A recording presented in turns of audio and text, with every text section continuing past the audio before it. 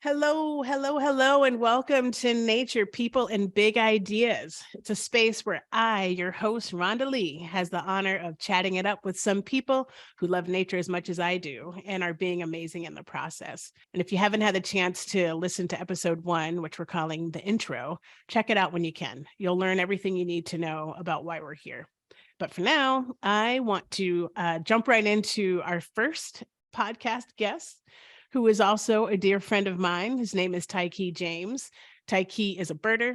He is a social justice advocate. He's a community leader. He is the founder of Black Birders Week and a whole lot more. He's super funny. He's charismatic, and he is definitely not shy about sharing his love of birds with everyone he meets.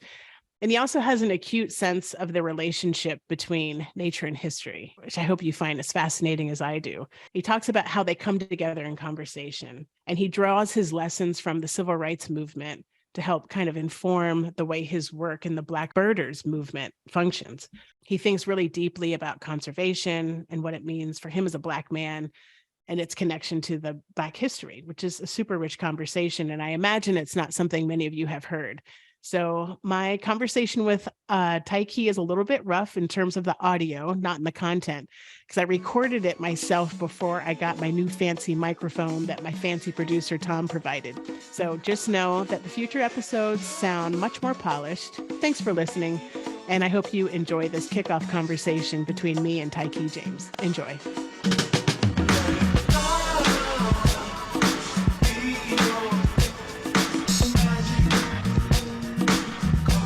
As I mentioned, I'm with my friend Tyke James. Tyke, can you kick us off and introduce yourself? Absolutely. Thank you for having me, and congratulations on the launch of the new podcast. Thank you. As you said, my name is Tyke James. I use he, him pronouns. I'm based out of the traditional lands of the Nacotchunk peoples. That's Washington, D.C. I'm from Philly originally. I moved to D.C. about 3 years ago for the job that I currently have at a large conservation nonprofit. And, in that time and including, I've been involved with the birding community for about a decade now. And, within that, I've had some peaks and valleys. I had some life lessons I've learned along the way. And that went into Black Birders Week, which had a role in organizing in 2020. That served as a foundation of inspiration to start the Freedom Birders Project, for which I co-launched with Jeffrey Train around this time last year. It started as like a Zoom meeting, then it turned into a website, and now it's growing into a campaign.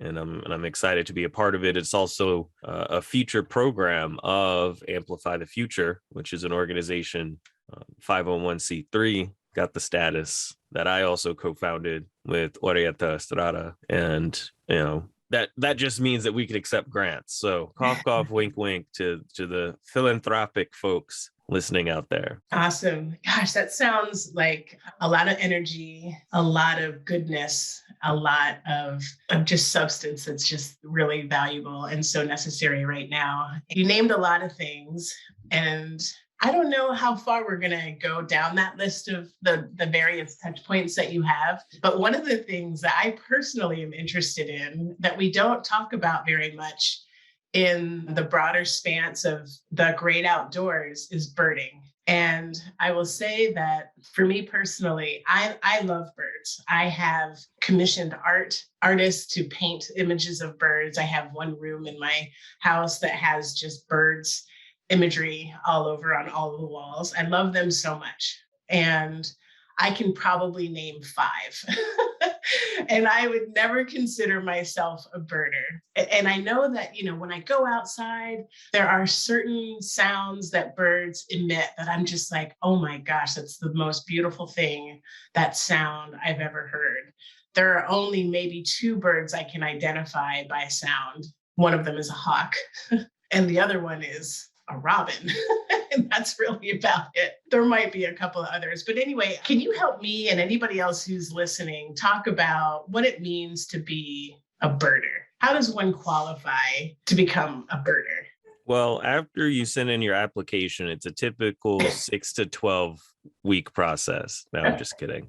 No such thing exists. I would say first, you probably, and I think this is true with most people, you know more birds than you think you do. Because I think you would know the difference between an owl and a crow. I think you'd know the difference between a robin and a pigeon. And then that's already four. So yeah, I think you know more than you're letting on, and that's okay. I will even real quickly say that I actually can distinguish between a crow and a raven. Ooh, So, all right, know better than levels. I think.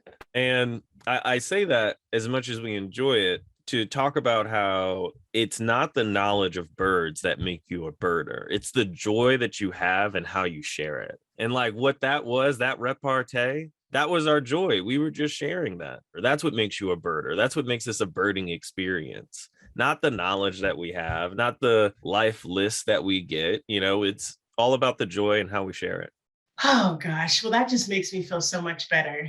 I don't know if you had a chance to listen to the song we were playing at the start, but the lyrics are, let love be your magic carpet ride. And when I go outside, that's really what the outside is for me. It is a magic carpet ride, and that does bring me a lot of joy. So I really appreciate you bringing that up as an element and like a key factor of birding. Thank you so much. Another thing that's important about the work that you're doing, you're a Black man. I can say that. Folks can't see That you. is I'm a, true. That I'm a is Black true. woman.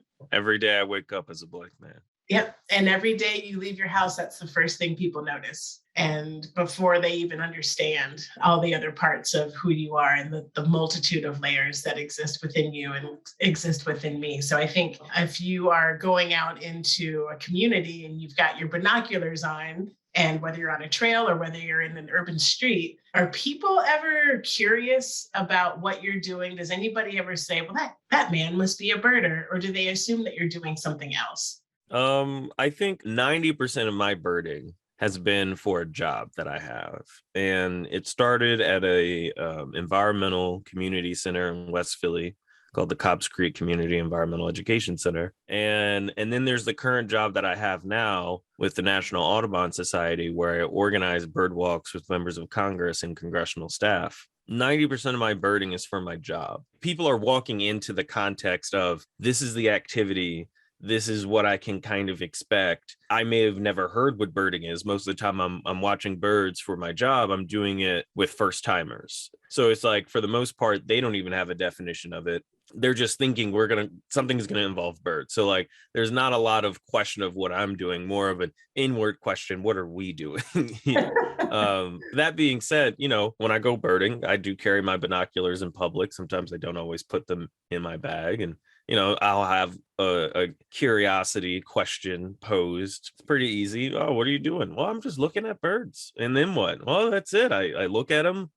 I enjoy, and then I might add it to my little eBird list, and then I keep it moving, and then it's just something that I did today. And people are sometimes taken aback with the simplicity around it, because you think about watching birds, you think about observing wildlife, you're thinking about it on the global scale, how great it must be to travel, and the needs for you to get to place point A to point B, the quality of optics and tools to use, the boots that I may be wearing, because I just came from a trail in a park.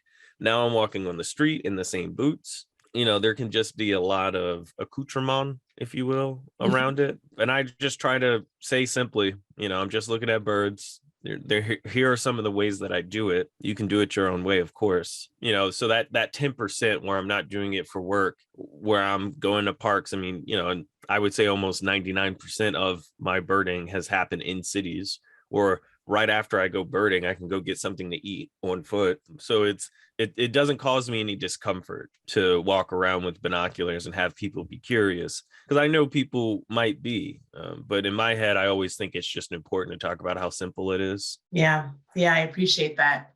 You triggered some additional thoughts when you were talking about the 90% of the time that you spend birding and thinking about members of Congress. And so a couple of thoughts came to mind. One is about, I know I lately have been observing, like hopefully everybody, these different weather changes, these shifts in the patterns that we have that are all a matter of climate change and the impacts that they're having not only on our human lives, but on our natural systems. And I kind of had this, like, I was struck with a low level of panic recently. I was thinking about birds and the migratory patterns that they have. And the most I know is that birds go south for the winter, right? They go south because it's warmer, they have more abundance of food, et cetera, et cetera. But when I think about climate change and I think about, you had mentioned like a global kind of experience, I'm curious how birding and policy and climate change all link together. Do you have anything you can share about that? Absolutely. We can look at conservation as a discipline. So conservation, hearing that term for the first time, you look at the root words: conserve as a system, the environment, and the roots of conservation are very colonial. It comes from the idea that there isn't an abundance or the outdoors or natural resources as they exist to be exploited, even calling them natural resources, and that we need to come up with a plan to make sure that we're exploiting those resources conservatively. And that's probably a very rough definition of what conservation means, but it's really a reflection of where the word comes from. So I use the term conservation today to mean how we are looking at strategies of land use, how that affects wildlife, biodiversity, how that affects human health impact. And the ways that you connect that are looking at the current effects of current things. You can look right now. You can look and see the effects of sea level rise, the effects that has on local economies, the effects that has on bird nesting habitat, the effects that has on the ability to farm or use the land. You can see that sea level rise is affecting even history, Black history. Harriet Tubman's home in Dorchester County, Maryland, well, that's facing sea level rise. And that sea level rise also is connected to the history of enslaved people on that land, because now that ground can no longer hold water. So that, I'm no soil person here. I'm giving a very bare bones idea of, the land isn't healthy enough to keep water. And so that, in addition to sea level rise, means there's nothing growing on these grounds, or at least the things that will be growing anew there don't provide the same benefit as, most of the county today relying on corn feed as the economic driver, when, I think back 200, 400 years ago, it was tobacco, it was sugar cane, or maybe not sugar, maybe that's too north, but at least tobacco for sure. And rice, I think. It's amazing to think about the cultural implications. Oftentimes you hear people talk about climate resilience, but there's also that cultural resilience piece that you're just naming. The fact that we have these lands that are literally being washed away, these historical lands, these ancestral lands that are being washed away. And with that goes the legacy of Minty, of Miss Harriet. And I think that's really important to name. At the Trust for Public Land, we have a Black Cultural and Historic Sites program, and you're just giving me a reason to kind of think about evaluating other lands that are being threatened by climate change, that have these really deep-rooted relationships with Black history, which is part of what makes American history what it is. Mm-hmm. It's often overlooked in so many ways, but that's not why we're here. But that does tie really nicely to this Freedom Birders project. And I think about freedom, we're talking about colonization, we're talking about birding. So I think I really want you to share with us who Freedom Birders are. I'm curious about the audience. I'm curious about the intended impacts of Freedom Birders. And then maybe you can kind of close us out with some sort of call to action. I think sometimes it's nice for us to have a conversation. You and we just talk, and I love it so much. But we've got folks that are listening who might be enthralled and taking notes on a lot of the things that are being shared here. But we also want to have some accountability accountability. We want to give folks the opportunity to take an action. So maybe we can close out with that. So who are Freedom Birders? What's this all about? Talk to me. What is it all about? That's a really great question. And thank you for that. So you've heard of the Freedom Riders, perhaps the group organized by the Congress for Racial Equity initially to help integrate the interstate. So they were, for the first time, Black people and white people, men and women sitting on a bus for the first time, probably in their lives, seeing an integrated bus, knowingly breaking the law to change the law. And they had a long-term strategy to do that. And the strategy didn't start with them getting on that bus. The strategy started with them meeting each other where they are. It started with them building a philosophy and a practice of nonviolence resistance. It started with understanding how coalitions are built and how solidarity is gained. And that's a lot of the inspiration behind this point of the project for Freedom Birders. Freedom Birders takes its name from the Freedom Riders because we are seeking to advance racial justice with the birding community. And I say with and not in, because I do think that birders are a special group of people, and they're special in that they are connected so instantly in the activity of birding, however it may happen, they're connected so instantly to, while they're observing wildlife, to the movement of people, to the history of land. And I think that there's something special when we recognize that. And then when we think about that deeper question of how did we get here, we are in a better position to figure out what we do next. So Freedom Birders is seeking to find opportunities, creating educational content. We have a website, freedombirders.org.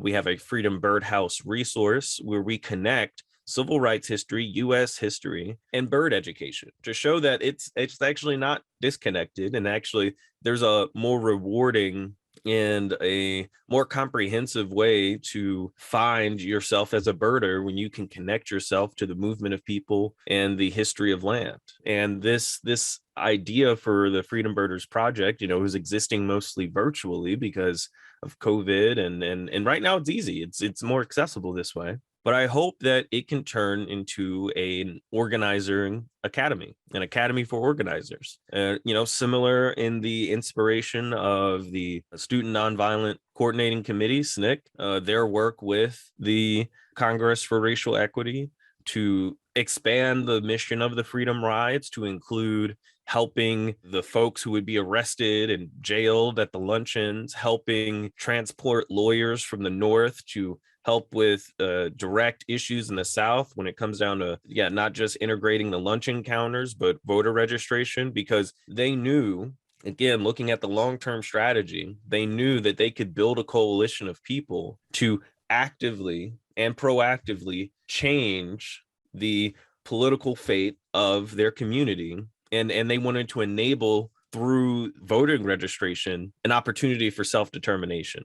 And to get to that point, to get there, you have to be able to build solidarity. You have to gain that solidarity with one another. And it goes beyond, just sampling and being a symbol for somebody who means well. It means a lot to work with a group of people who understand, have an open mind to considering how did we get here, and having a similar vision on what to do next. And what to do next is encourage more organizers. I think more organizers, especially in the birding community, can help lift and address a lot of barriers in the outdoors, a lot of barriers in the environmental movement. And I think ultimately change the way we look at birds. And so we'll have new birders, we'll have a generation of birders who are connected to the roots of organizing. So anytime they're out looking at birds, they're also looking at and understanding the history of the movement of people and that recognition of land.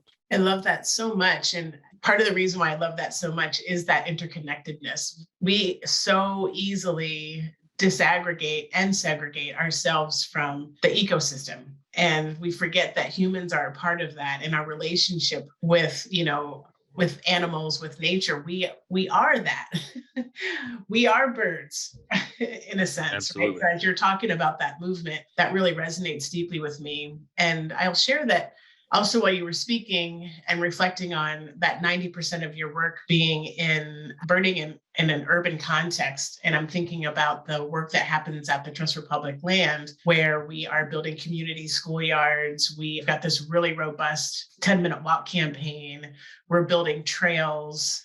And I'm thinking about if there's an opportunity, I know that there is an opportunity to bring the birding community along with us. So whether we're doing it in away places, so the places that are not close to home, or whether we're doing it in places that are within a 10-minute walk of somebody's home, as we are advocating for the fact that everybody has a right to have safe, welcoming, belonging access to outdoor spaces. It feels like bringing the birding community along with us, or in reverse, having the birding community bring us with them, however we want to work that out, to have a more robust conversation, one that is more systematic and systemic. What do you think? One that talks about the role that power has in all of these discussions and our understandings is essential, because we have to organize against those power structures to make the meaningful difference in people's lives that, will not only benefit birders and people that are outdoor recreation enthusiasts, but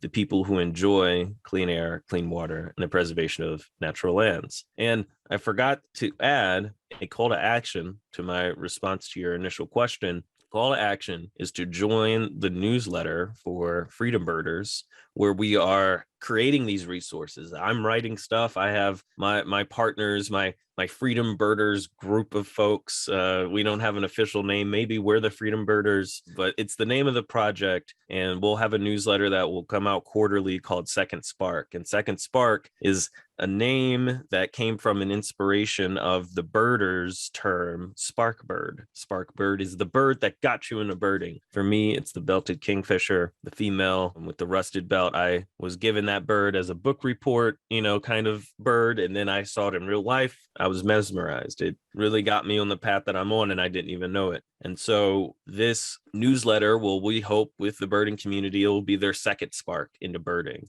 and that will reinforce that tenet of sharing joy and just taking in what we can, in nature. Yes, there's some bad things out there, but there's a lot that we can organize against, and there's a lot that we can still celebrate. And with the Freedom Birders Project, I hope that we can realize that through this newsletter, The Second Spark. I love it. And I think that we can probably end there. We don't want to overwhelm this. I think we want to make sure that folks take action, sign up for the newsletter. Is there any social media platform that people can follow? Yeah. So Freedom Birders is a program of Amplify the Future. So you can find Amplify the Future's Instagram, Birders Fund. I know these are all a bunch of different names, but check out Birders Fund on Instagram and Twitter, but also amplifythefuture.org. You'll see Freedom Birders. You'll see our program. You can also go directly to the Freedom Birders website, freedombirders.org, and sign up for the newsletter Second Spark. I love it. I will be signing on to all of that. I'm really looking forward to it so much. Thank you so much, Tyche, for joining me for this conversation. Really appreciate you. Can't wait to see you soon. And I hope you have a tremendous day. I guess we can say that this is our Reverend Dr. Martin Luther King holiday that we're having this conversation. And that's important to me when we think about radical love and everything that he stood for. I think the work that you are doing, I think the work that I'm doing too, is about that radical love. And so with that, I wish you the best. Have a beautiful day, and we'll connect very soon. Thank you so much, Rhonda. Look forward to talking again. Awesome. Thanks, Tyche.